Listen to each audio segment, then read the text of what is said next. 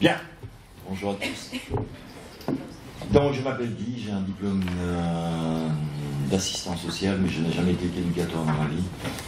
Et puis je n'aime plus ce terme de thérapeute de famille. Je suis intervenant systémique.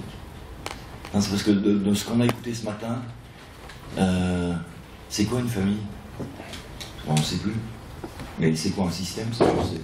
C'est plusieurs personnes qui sont en interaction en fonction d'un but précis qui peut être d'élever un enfant, par exemple. Donc moi, ça ne me pose aucun problème de rencontrer 4 papas avec 3 mamans et dans l'argent au milieu. C'est un système où il y a des interactions, des règles implicites, des programmes officiels, et puis il faut intervenir là-dedans.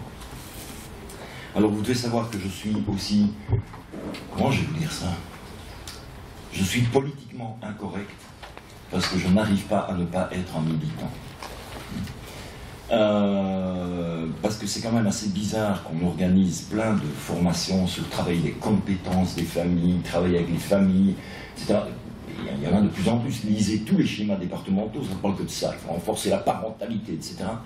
Mais c'est bizarre parce que toutes les études qui sont faites par des sociologues, l'Observatoire de la précarité, le Force, je peux vous les envoyer, vous me donnez votre adresse email, mais démontrent que les familles ne se sont jamais senties autant en danger face aux professionnels.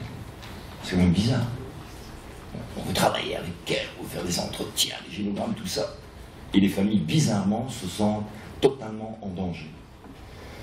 Quand on va les interroger, elles ne nous voient pas du tout comme des aidants. Elles nous voient comme des intrus.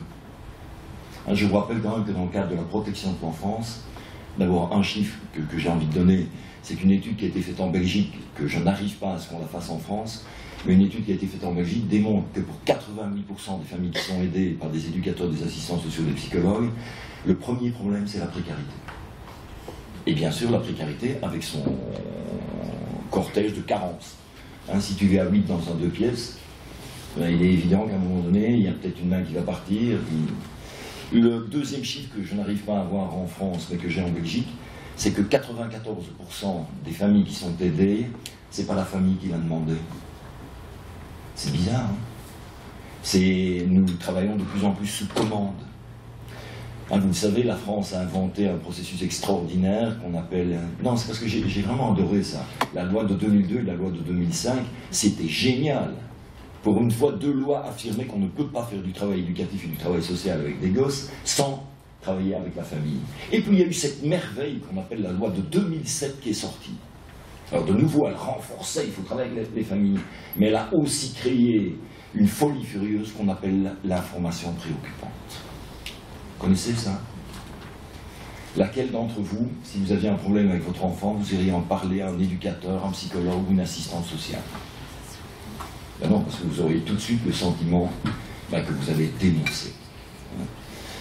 Moi je le dis comme je pense, parce que je parle toujours comme je pense que Pétain doit être en train de danser la tarentelle. Cette loi est une loi de... Oui, d'habitude je le dis autrement, Jacques, je sais, mais ici je vais faire un effort. On est à l'université. Non, c'est parce que d'habitude je dis qu'il s'astique le manche. Donc, et c'est une loi de délation totale. C'est affreux. J'étais dans une institution dernièrement, une gamine arrive à l'institution, 13 ans, et elle dit à son éducateur, donc on était en analyse des pratiques, et c'est une situation qu'il me raconte, elle dit à son éducateur, mon beau-père m'a mis la main sur les seins.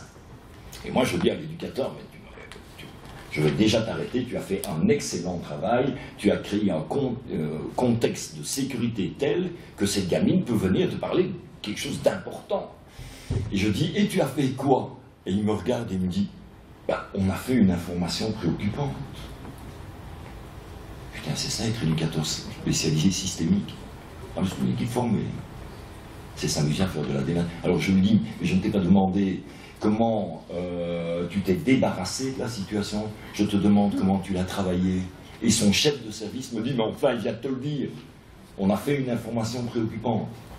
Et vous savez ce qui est de génial en plus, c'est parce que quand je reviens 15 jours après faire mon analyse des pratiques dans l'institution, et je dis à l'éducateur, il s'est passé quoi? Et puis je lui dis, non, je vais te le raconter.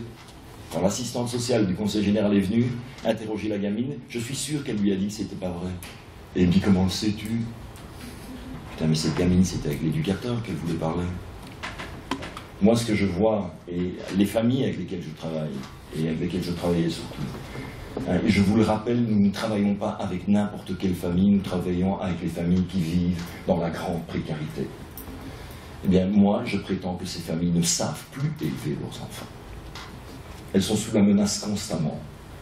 Vous vous rappelez quand M. Sarkozy, vous connaissez M. Sarkozy était ministre de l'Intérieur, vous vous rappelez de ça? Il a voulu nettoyer les quartiers au Karcher. Vous vous rappelez aussi?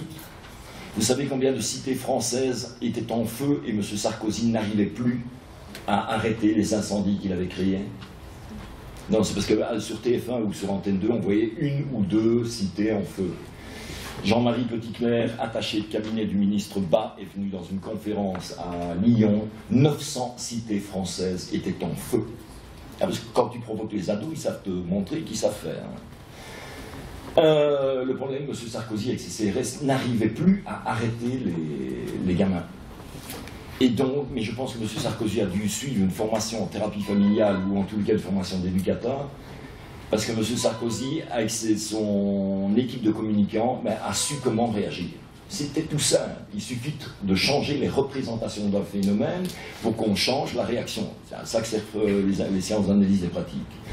Et dans la presse, on a commencé à parler partout de la démission parentale. Vous connaissez ce concept néolibéral génial? Si ça ne va pas avec les gamins et les gamines, c'est à cause des familles. C'est pas parce que l'État se désinvestit de tous ces quartiers, c'est pas parce qu'il n'y a plus d'éducateurs de rue, c'est pas parce qu'il n'y a plus de CRS dans les quartiers, etc. Non, c'est à cause des familles. Et il y a eu des tas, j'avais acheté tous les journaux, des tas d'articles dans tous les journaux qui parlaient de la démission parentale.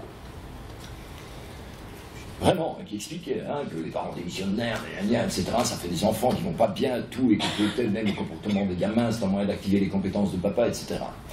Et puis, il y a un journaliste qui s'appelle Carl Zéro, qui s'est dit, mais moi, je ne vais pas aller trouver les pontes à l'université pour savoir comment sont les parents démissionnaires, je vais aller trouver les vrais spécialistes. Il est allé dans un quartier, si je me rappelle bien, c'est à Belfort, il est allé trouver les parents en disant, bonjour, il paraît que vous êtes démissionnaire. C'était génial. Parce que ce papa maghrébin qui va lui répondre, on devrait lui faire une statue dans toutes les universités. Ce papa va lui dire, mais moi, monsieur, je ne suis pas démissionnaire. Moi, je suis démissionné. Et le journaliste lui dit, expliquez-moi. Et le papa va expliquer que le matin, il est rentré dans la chambre de son gosse de 12 ans, 13 ans, pardon, et il lui a dit, lève-toi pour aller à l'école. Et son gamin lui a dit, va te faire foutre. Il s'est approché du lit pour empoigner son gamin pour le faire lever. Et son fils lui a dit, si tu me touches, j'en parle à l'infirmière scolaire. Et ce monsieur va expliquer, eh bien, que honteux de cette inversion des générations où ce sont les enfants qui ont peur de leurs parents, il est sorti de la chambre de son fils ne sachant plus quoi faire. Et il explique qu'il est allé dans la cuisine trouver sa femme, en disant à sa femme, il ne veut pas se lever pour aller à l'école, on va avoir des problèmes avec le conseil général.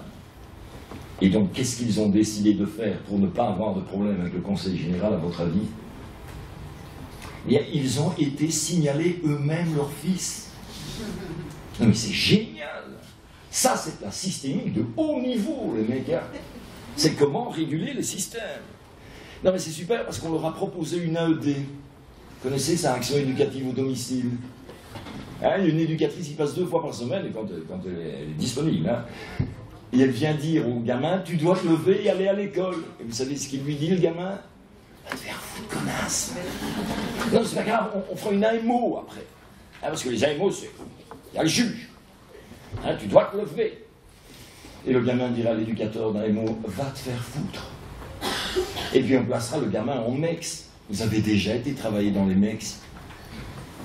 Tous les gamins se lèvent pour aller à l'école. Il n'y a pas de fugue. Non, mais c'est génial. Moi, je pense qu'on est en train d'assister à une catastrophe humanitaire. Je pense que moi, je suis pour la protection de l'enfance. Je vais vous l'expliquer après. J'ai travaillé dans un service où on s'occupait de l'argent tout cassé. Donc moi, je suis pour la protection de l'enfance. Mais je dis que maintenant, nous ne sommes plus dans la protection de l'enfance. On est dans l'hyper-protection. Je ne vois plus que des professionnels qui se protègent du risque qu'on pourrait les accuser de ne pas avoir protégé. Je le raconte toujours, j'étais dans une... Je ne vais pas vous dire où, je ne veux pas faire de délation. Dans un département ici un peu proche, j'étais en train de faire une supervision dans une MEX. Un gamin de 11 ans, donc on est tous les éducateurs, et moi, ça discutait bien en plus. Un gamin de 11 ans ouvre la porte et il dit « Je fugue ». Je dis que voilà un garçon sympathique, il prévient. Et puis il referme la porte. Et il n'y a rien qui se passe. Je regarde le chef de service. C'est souvent des mecs, c'est bizarre ça. Je regarde le chef de service et je dis au chef de service, il y a un gamin de 11 ans, il vient de dire je fugue, il est 17h30, on est dans une ville, moi je trouve que c'est dangereux. Et le chef de service lève la tête et dit qui est de service? Je me dis putain, ils ont des procédures, si le gamin court un peu vite, il doit être déjà très loin. Et puis il y a une jeune éducatrice qui dit c'est moi. Et le chef de service lui dit, tu sais ce que tu as à faire? Elle dit, oui, chef. Et elle sort par l'autre porte. Je lui dis, c'est bizarre, le gamin est parti par là. Mais comme je suis systémicien, je me dis, c'est une institution circulaire. Elle revient 2 minutes après et elle dit, ça va, chef, c'est fait. Je dis mais qu'est-ce que tu as fait? Et elle me dit, ben, j'ai été envoyer le fax à la gendarmerie. C'est ça ce qu'on fait. C'est ça ce que vivent les familles. Et alors je vous jure, la cascade, je pense que nous sommes en train de créer les problèmes que nous allons rencontrer. Je pense d'ailleurs, moi j'ai l'impression que les campagnes de protection de l'enfance actuellement, elles sont sponsorisées par les usines pharmaceutiques. Je ne vais plus dans une MEX où un tiers des gamins n'est pas traité à la Ritaline ou au Risperdal. Tout ça parce que ces gosses ne savent plus rencontrer d'adultes fiables, seulement des délateurs, des gens qui passent leur vie à se protéger. Parce que... Et je vous comprends, hein. Je vivrai en France, je serais pu être éducateur, moi. Donc, vous avez vu le film Mowgli, le livre de la jungle? Vous connaissez K, le serpent? Fais confiance. Nanana. C'est une situation qu'on m'a racontée à Bordeaux, puis je vous embêterai plus avec ça. Vous imaginez, un directeur vient, je donne ma conférence, et le directeur vient, il se fout à chialer, le mec. Et d'ailleurs, je pense qu'il va faire un barman. Un gamin dans son institution, le gamin à 12 ans, gamin qui va plutôt bien. Mais un jour, ces éducs voient qu'il va pas bien. Il se rapproche, tous les éducs qu'on connaît ça, il se rapproche de l'éduc, et puis il fait des petits scénarios pour être tout le temps dans ses pattes. Et l'éduc, mais un grand éducateur qui sait comment créer des contextes où un enfant va parler, ben le soir va dans la chambre du gamin, le gamin est couché, il range les livres, comment on faisait, il prend un peu les poussières, range les tiroirs et tout, et il dit au gamin, j'ai l'impression que ça ne va pas. Et le gamin lui dit, oui, est-ce que je peux te parler de quelque chose dont je n'ai jamais parlé à personne? Et l'éducateur croit que son métier, c'est de créer des contextes. Rappelez-vous, Guy Oslos dit que notre métier, c'est de créer des contextes où une personne va pouvoir nommer l'innommable. Et ce gamin va lui nommer l'innommable. Alors, je sais que la sexualité des adultes, maintenant, on peut en parler. Je vous jure, j'ai écouté hier, c'était quoi? Des grosses têtes. Putain, je me suis demandé si j'avais un problème parce que j'avais pas encore eu une relation homosexuelle. Je me suis dit, voilà, quelque chose. Hein. Non, ils sont tous en train de parler de ça. Mais la sexualité des gosses, c'est de suite pathologique. Hein. Mais ce gamin va raconter à son éducateur, ben que oui, comme hein, vous, je ne sais pas comment vous avez découvert votre sexualité, moi j'ai joué au docteur à mes cousines. Ah, à cette époque-là, le type qui pouvait toucher le corps de quelqu'un d'autre, c'était le docteur. Moi je jouais au docteur. Ça m'embêtait d'ailleurs, parce que comme tous les docteurs c'était des hommes, c'était toujours moi qui devais être le docteur. Moi je ne me faisais jamais tripoter. Des chiens, non. Le problème, c'est que maintenant, les gamins, je ne sais pas si vous savez, mais en Belgique, en tous les cas, c'est sorti une étude, 75% des gamins de 10 à 14 ans ont déjà vu un film porno. Alors, je sais que vous ne regardez jamais les films porno, mais je vais vous donner... c'est par tous les trous. Hein. Et si on peut se mettre sur une nana à 3-4, là, braf, là. Donc les gamins, ben oui, leur modèle, hein, leurs étiquettes, comme il dit, c'est ça. Donc les gamins, ils ont commencé par se faire une petite pesée et tout et tout. Ah oui, j'ai oublié de vous dire ça. Donc le gamin raconte qu'un jour, il s'est retrouvé à la maison avec son demi-frère qui avait 12 ans, lui avait 11 ans et demi, et ils se sont mis à jouer Canal+, quoi. Donc ils se sont tripotés, et puis Et puis à un moment donné, celui qui a 12 ans dit à l'autre, tu te retournes, et l'autre se retourne, et il le sodomise. Il n'y a pas eu d'acte de violence, hein. C'est un jeu entre enfants qui a mal tourné. Et je ne dis pas qu'il ne faut rien faire. Je dis qu'il faut travailler. Mais l'éducateur, il se sent dépositaire d'un secret dont il ne sait pas quoi foutre. Et à votre avis, il va faire quoi? Ben, il va aller trouver le chef de service en disant au chef de service, dit, le gamin m'a raconté ça. Il faut bien qu'il serve à quelque chose, les chefs de service. Hein. Et le chef de service, il se trouve avec le truc dans les mains, et il va trouver le directeur, et il dit, tiens, le gamin a dit ça. Et le directeur va me dire, et moi, il fallait bien qu'on se protège. Vous imaginez? Ça veut dire qu'on n'est plus dans la protection des enfants, on est en train de se protéger. Que va faire le directeur? Il va téléphoner à la gendarmerie. C'est un viol. Hein. Rentrer quelque chose dans le corps de quelqu'un. Et à votre avis, il va se passer quoi? Le lendemain matin, le gamin de 12 ans et demi, on va le chercher à l'école, et on l'emmène au commissariat, et le gamin au foyer apprend que ce qu'il a raconté dans le secret d'une relation avec quelqu'un, eh bien, ça a été divulgué à tout le monde, il s'est défenestré du 3e étage. Moi, je suis désolé, tant que nous ne partons pas, et nous sommes à une conférence, je ne suis pas avec des thérapeutes, moi, ici, je suis avec des intervenants, mais tant que nous ne recréons pas des contextes où nous n'allons pas trahir la parole de l'autre, eh bien, je pense qu'on ne sait plus travailler. Hein? Pensez à ce qui s'est passé. Estelle Karchen l'a raconté lors d'un congrès, donc je pense qu'elle accepte que je vous raconte. Donc Estelle est assistante sociale, elle a été mise dans un commissariat de police à Montpellier, parce que je ne sais pas si vous savez, mais à Montpellier, 35% de la population vit sous le seuil de pauvreté, donc il y a une augmentation de la violence conjugale terrible. Et les flics n'aiment pas trop gérer ça. Donc le Conseil général, et je pense que c'est une excellente idée, il a mis une thérapeute familiale en plus dans un commissariat. Estelle va se présenter aux flics, qui sont tout contents, et les flics lui disent, ben, c'est ok, on va te mettre dans un petit bureau. Ils mettent Estelle dans un petit bureau. Et on la prévient, s'il y a une femme battue, ben on t'appelle. Arrive une madame, le visage tout fracassé, et le gendarme qui est à l'accueil lui dit, attendez madame, on a quelqu'un, je vais aller la chercher.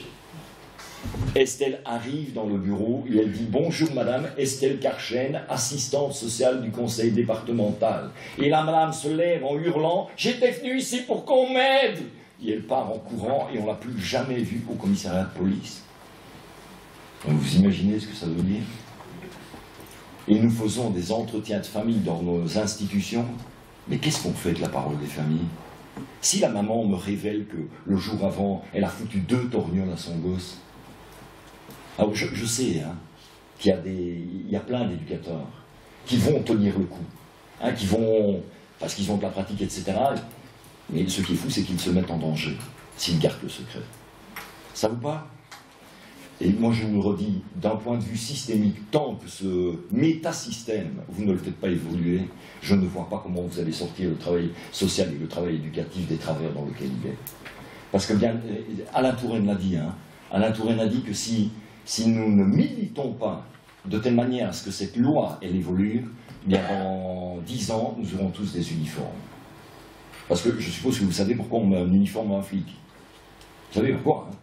C'est pour que vous n'ayez jamais à côté de ce mec-là, et vous lui disiez, putain, hier j'étais bourré, mais rond comme une gueupille, et j'ai pris ma bagnole en plus. Ah ben non, parce qu'on l'habille de telle manière à ce qu'on puisse le repérer. Ah, celui-là, il faut se méfier.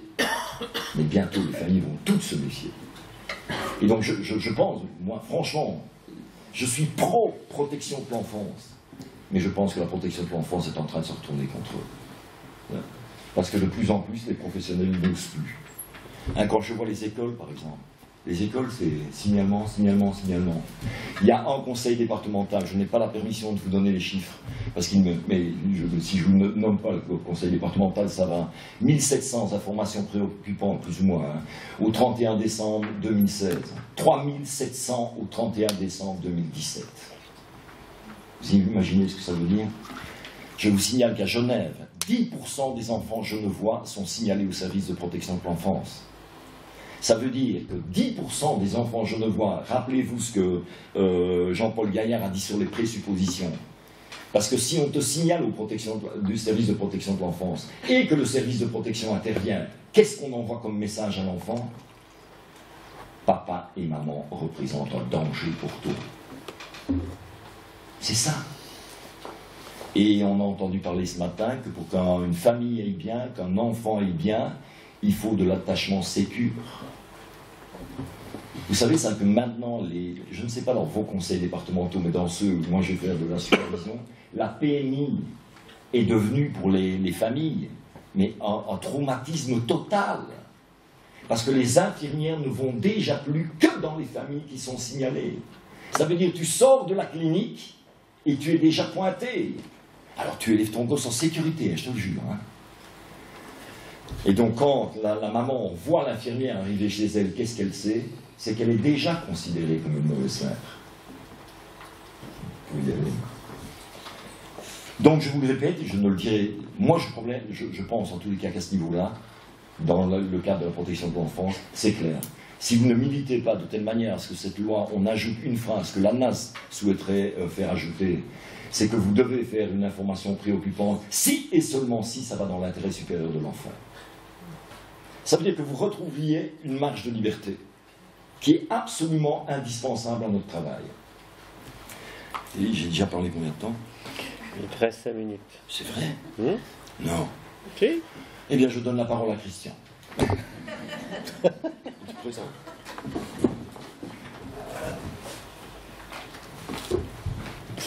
Vous comprendrez que c'est un peu con. Non, attends, je vais faire l'introduction que je t'avais promis. Ça te va, ça? Oui. Non, c'est parce que tu n'introduis rien. Donc, enfin, Christian, parce que sinon, je vais être obligé de faire une information préoccupante. Non, donc Christian et moi-même, nous avons été responsables d'un centre qui s'occupait de familles dites maltraitantes, enfin, il y avait des suspicions graves de maltraitance, des suspicions de négligence grave et des suspicions d'attouchement sexuel. Et en plus, la spécificité, c'était que les familles que le juge nous confiait étaient les familles où ni les enfants ni les parents ne reconnaissaient les faits imputés. Voilà. Je me rappelle la gamine qui m'a le plus traumatisé, elle avait des fissures à l'anus, elle avait un vagin éclaté, elle avait 11 ans, et quand on lui demandait mais comment ça arrive ça, elle disait mais je prends le pied de ma poupée et je me le pousse entre les fesses. Pourtant quand son père rentrait dans la pièce dans laquelle elle était, elle faisait... Mais quand on la plaçait, elle fuyait pour retourner chez ses parents. Donc le juge nous a demandé mais ces familles, personne ne les veut, est-ce que vous accepteriez de les accompagner? Et on a accepté. Hein, on avait fait la systémique, on était convaincus que la systémique ça arrange tout. Non, je vous jure, on était des pétés de systémique. Hein. On faisait des génogrammes avec toutes les familles, tout le bordel et tout. Mais ça ne marchait absolument pas. Plus on travaillait avec les familles, plus les familles étaient dans la résistance. Et elles avaient raison, parce que vous imaginez si elles faisaient confiance à des types dont elles savaient que si elles nous racontaient ce qu'elles faisaient, patch, chez le magistrat. Donc ça ne marchait pas. Et puis on a eu la chance de rencontrer un monsieur qui s'appelle Guy Oslos. Vous connaissez? Guy Oslos, c'est un monsieur qui a écrit le bouquin La compétence des familles. Ce type, la première fois qu'on l'a écouté, moi en tous les cas je l'ai détesté. Vous imaginez ce type qui me parlait que je devais travailler les compétences des familles alors que moi j'estimais que les seules compétences de ces familles c'était dans la résistance, dans la non-aide, dans l'instrumentalisation des travailleurs sociaux, c'était des assistés parfaits, et ça ils savaient faire, hein. Putain se faire assister, et en plus nous dégueuler dessus après. Et on voit une conférence de Guy Ossos qui dit « Vous travaillez les compétences ». Non mais... Et Christian et moi, en plus, on est plutôt un peu combatifs comme ça, donc pendant toute son allocution, on lui est rentré dedans. Et à la fin, Guy Ossos est venu nous trouver, parce que c'est un mec génial. Il est venu nous trouver en disant, dites vous deux, là, ça va pas du tout, hein, non. Et on lui a dit, ah non, mais nous, les familles qu'on a, elles n'ont pas les mêmes compétences que les tiennes, hein. Nous, elles sont dans la résistance totale. Et Oslos nous a dit, mais attendez, vous avez rien compris de ma compétence. Tant que vous ne comprenez pas en quoi les résistances de la famille à votre aide, c'est une preuve de compétence, jamais vous vous en sortirez. Vous imaginez ce que ce fou furieux me disait? J'avais fait 4 années d'hypnose électronienne, 8 ans de PNL, 4 années de systémique avec Plumacares, et l'autre, il me dit que les familles qui résistent à un mec comme moi, je suis né pour aider, je vous jure. Je suis le plus gentil de la Terre, que ces familles étaient compétentes. Pendant 1h30, on va essayer de le convaincre qu'il est atteint d'une maladie mentale grave. Le problème, c'est que Guy Oslos est comme certains psychiatres, il a une maladie psychiatrique, mais il est dans le déni. Donc constamment, il nous dit, mais tant que vous ne comprenez pas encore les résistances des familles, c'est d'une preuve de compétence, ça ne va jamais marcher. En plus, on le dépose à l'aéroport et il nous dit, juste avant de nous quitter, il nous dit, j'ai une autre idée. Vous savez, je pense que les résistances des familles à retraite, je crois que c'est plus qu'une preuve de compétence, je crois que c'est la légitime défense. Salut. Ce type nous dit, nous les systémiciens, t'as rappelé de famille, génogramme, tu le caillon. Nous sommes des agresseurs. Je vous jure, dans la voiture qui nous a ramenés, Christian et moi, de Bruxelles à Liège, je pense qu'on n'a jamais dit autant de mal d'un être humain que ce qu'on a dit. Stratégie systémique, à dire du mal de quelqu'un d'autre, ça fait un bien fond. Ça s'appelle un triangle pervers. Non, c'est super. Même sa femme, on la connaissait pas. On a du mal aussi. Non, dire du mal de la femme d'un mec que tu connais pas, c'est super. Le problème, c'est que Guy Ossos va m'inviter à aller travailler 3 semaines avec lui au Québec. Vous imaginez, moi, le petit assistant social belge, je reçois une communication téléphonique de Guy Ossos qui me dit « Est-ce que tu viendrais travailler ?» Et puis je vais aller à Montréal et je vais voir que ce type n'est pas un menteur. Alors, je vous jure, même dans l'avion, pour y aller, je me disais, il parle de travailler les compétences des familles. Quand il aura une mère bipolaire, avec un père alcoolique, la gamine de 18 ans qui se scarifie, et on te demande d'aller épauler le gamin de 13 ans, et toi, tu dois travailler les compétences. Dès le premier entretien où j'ai vu Guy Ossos travailler, je vous jure, je suis tombé à la renverse. Le problème, c'est que ce mec, il fait ce qu'il dit. Ça veut dire que dès qu'il rentre en interaction avec une famille, ou avec un gamin, ou avec je me rappelle, d'un grand patient psychiatrique qui venait de faire une tentative de suicide, automatiquement, il met l'autre en posture de compétence. Et mettre l'autre en posture de compétence, c'est faire qu'il soit l'auteur, le locuteur et l'acteur de sa vie, et pas qu'il devienne l'objet de notre bienveillance.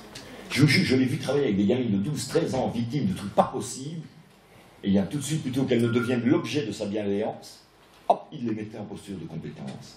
Le seul problème que j'avais, c'est qu'au Québec, Guy est tellement connu, je vous jure, il est passé à la TV, que quand un juge dit à une famille, vous allez travailler avec le docteur Oslos, la famille dit, oh si c'est lui, je veux bien. Moi j'ai dit, Guy Oslos, ça marche pas avec moi. Quand moi je dis, quand le juge dit à une famille, vous allez travailler avec le grand Biardi, la famille elle dit, c'est qui ce qu'on a? Et mais là où Oslos a été génial, c'est qu'il nous a dit, les mecs, moi je sais pas ce qui se passe. Ce que j'entends dans ce que tu me dis, Guy, c'est que vous travaillez, vous aidez des familles à la commande de quelqu'un d'autre. Donc c'est ou le conseil départemental ou le juge qui dit « allez travailler avec cette famille ». Et je vous rappelle qu'entre les mandats administratifs et les mandats judiciaires, pour les familles, il n'y a pas l'ombre, il n'y a pas une différence, une feuille de papier à cigarette. Si, les familles disent qu'à un niveau administratif, c'est pire, parce qu'elles sont contraintes de ne pas reconnaître qu'elles sont contraintes. Hein, c'est, vous voulez de l'aide, n'est-ce pas, madame, hein, si vous ne la voulez pas, on ira chez le juge. Vous la voulez. Mais ils ne sont pas cons, enfin. Et de plus en plus, le filet est en train de s'étendre. Hein. Je vous jure. Mais donc, Guy Ossos m'a dit, rentre en Belgique et posez-vous, faites de l'intelligence collective. Ça veut dire, votre équipe, vous êtes des éducateurs et des assistants sociaux, commencez à vous poser la question, mais qu'est-ce qui se passe quand une famille doit accepter de l'aide à la commande de quelqu'un d'autre? Et là, Christian va vous expliquer.